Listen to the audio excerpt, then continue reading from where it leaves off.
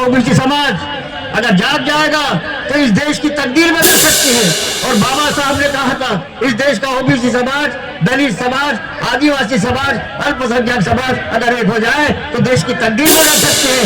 बाकी लोगों को बिल मांगे सब कुछ मिल जाता है, बिल मांगे सब कुछ मिल जाता है, लेकिन हमारे ओबीसी समाज को कई सालों के बाद, मांग करने के बाद, खून पसीना करने के बाद भी उनका अधिकार नहीं दिया जाता। ये सरासर अन्याय है। और बाबा साहब ने कहा कि अन्याय के खिलाफ जो आवाज नहीं उठाता वो डरपोक होता है। किसी समाज अपने अधिकारों के लिए लड़ रहा है, हमें भीख नहीं चाहिए, हमें किसी की दया नहीं चाहिए, हमें किसी की मेहरबानी नहीं चाहिए।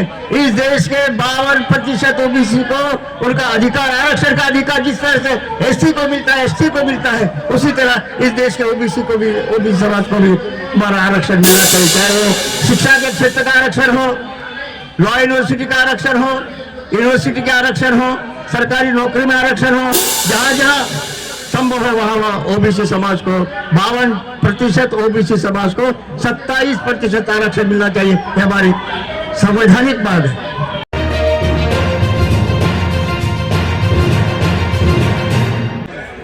जय ओबीसी। राष्ट्रीय ओबीसी महासंघ के द्वारा दिल्ली के जंतर मंतर पर आयोजित अपने न्यायोचित मांगों के लिए यह आंदोलन यहाँ पर शुरू किया गया है। राष्ट्रीय ओबीसी महासंघ के राष्ट्रीय अध्यक्ष हमारे मित्र डॉक्टर बबन राव तायवाड़े जी, ओबीसी समन्वयक डॉक्टर अशोक जीवतोड़े जी,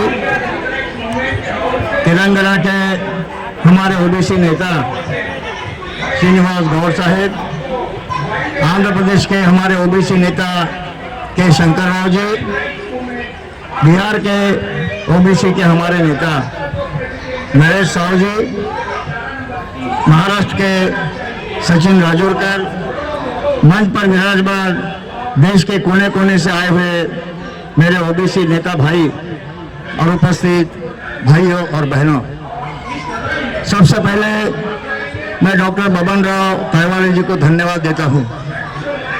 कई वर्षों से जब से राष्ट्रीय ओबीसी महासंघ बना है, देश के कोने कोने में घूमकर तमाम ओबीसी में आने वाले सभी जातियों को इकट्ठा करने का काम हमारे बबन राव तायवाड़े जी ने किया है। उन्हीं की जद्दोजहद है, उन्हीं के प्रयास है, उन्हीं की मेहनत है कि आज ओबीसी का अधिकार, ओबीसी के हक दिलाने के लिए देश के तमाम ओबीसी समाज जाग चुका है। वो आज भी दिल्ली में आया हुआ है। ये तो खैर हमारी बहुत सारी मांगे हैं, लेकिन जहाँ डॉक्टर बाबा साहब अम्बेडकर ने देश का संविधान लिखा, वो संविधान में सबसे पहले अगर किसी के अधिकारों की बात बाबा साहब ने की, वो संविधान के हमारे बाबा साहब कुलकर्णी जी यहाँ पर है। ओबीसी, देश के ओबीसी को आरक्षण का अधिकार मिलना चाहिए, इसलिए सबसे पहले बाबा साहब ने संविधान के 340 आर्टिकल में प्रावधान किया। उसके बाद में एससी का किया, 41 में, 342 में आदिवासियों का किया, लेकिन सबसे पहले विचार अगर किसी का किया बाबा साहब ने, वो इस देश के ओबीसी के अधिकारों की बात की, आरक्षण की बात की। इतने साल होने के बाद भी इस देश के ओबीसी को उनका जो संवैधानिक अधिकार है, वो संवैधानिक अधिकार यहाँ नहीं मिल रहा है। ये बड़ी अफसोस की बात है। हमारी आबादी 52% है। हमारी मांग क्या है? सबसे पहली मांग यह है कि आदिवासी, हमारे ओबीसी समाज के जनगणना होनी चाहिए, सेंसस होनी चाहिए। मैं धन्यवाद देता हूँ बिहार की सरकार को कि बिहार की सरकार ने ओबीसी की जनगणना शुरू कर दी है। फिर महाराष्ट्र की, तेलंगाना और बाकी के राज्यों की क्या तकलीफ है? जब बिहार जैसा राज्य ओबीसी की जनगणना शुरू कर सकता है, तो देश के बाकी राज्यों में इस प्रकार की अवहेलना क्यों जा रही है, क्यों नहीं जनगणना की जा रही है? हमारे महाराष्ट्र के अंदर में भी कई बार बबन राव जी तायवाड़े जी के नेतृत्व में कई आंदोलन हुए। ओबीसी का राजनीतिक आरक्षण जब कोर्ट ने रद्द किया, तो महाराष्ट्र में बहुत बड़ा आंदोलन बबन राव तायवाड़े के नेतृत्व में खड़ा हुआ। और महाराष्ट्र के मुख्यमंत्री उद्धव ठाकरे जी उस वक्त थे। मीटिंग बुलाई उन्होंने, ओबीसी के राजनीतिक आरक्षण जो कोर्ट ने रद्द कर दिया उसको फिर से लागू किया जाए, इसलिए महाराष्ट्र के मुख्यमंत्री ने 3 बार मीटिंग बुलाई। हम सबको बुलाया, भगवतलाल जी भी थे, हम भी थे। हमने ये कहा कि सेंसस, केंद्र सरकार सेंसस का डाटा हमें नहीं देती तो ठीक है, कम से कम महाराष्ट्र में ओबीसी जो आयोग है उसके द्वारा महाराष्ट्र में ओबीसी की जनगणना करने का काम शुरू करें, ये हमने बार बार उनसे कहा। लेकिन सबसे पहले तो बात यह है कि ओबीसी की बात सुनने वाला कोई नहीं है। ये अंधे हैं, बहरे हैं, गूंगे हैं। तो ओबीसी अपनी मांग करता है तो कान बंद कर देते हैं, ओबीसी कुछ बात कर देता है तो मुंह बंद करने की कोशिश की जाती है। ओबीसी समाज अपने अधिकारों के लिए लड़ रहा है। हमें भीख नहीं चाहिए, हमें किसी की दया नहीं चाहिए, हमें किसी की मेहरबानी नहीं चाहिए। इस देश के 52% ओबीसी को उनका अधिकार, आरक्षण का अधिकार जिस तरह से एससी को मिलता है, एसटी को मिलता है, उसी तरह इस देश के ओबीसी को भी, ओबीसी समाज को भी हमारा आरक्षण मिलना चाहिए। चाहे वो शिक्षा के क्षेत्र का आरक्षण हो, लॉ यूनिवर्सिटी का आरक्षण हो, यूनिवर्सिटी का आरक्षण हो, सरकारी नौकरी में आरक्षण हो, जहां जहां संभव है वहां वहां ओबीसी समाज को 52% ओबीसी समाज को 27% आरक्षण मिलना चाहिए। ये हमारी संवैधानिक मांग है। संविधान के बाहर जाकर हम कुछ नहीं मांग रहे हैं। संविधान के अंदर जो प्रावधान किया हुआ है आर्टिकल 340 के अंदर में इस देश के 52% ओबीसी को आरक्षण का अधिकार देने का प्रावधान बाबा साहब डॉक्टर अम्बेडकर ने किया है, उसी को लागू करने की मांग हम कर रहे हैं। अब देखिए, महात्मा ज्योतिबा फुले, सावित्रीबाई फुले, इनको भारत रत्न से नवाजा जाए, कोई बहुत बड़ी मांग है।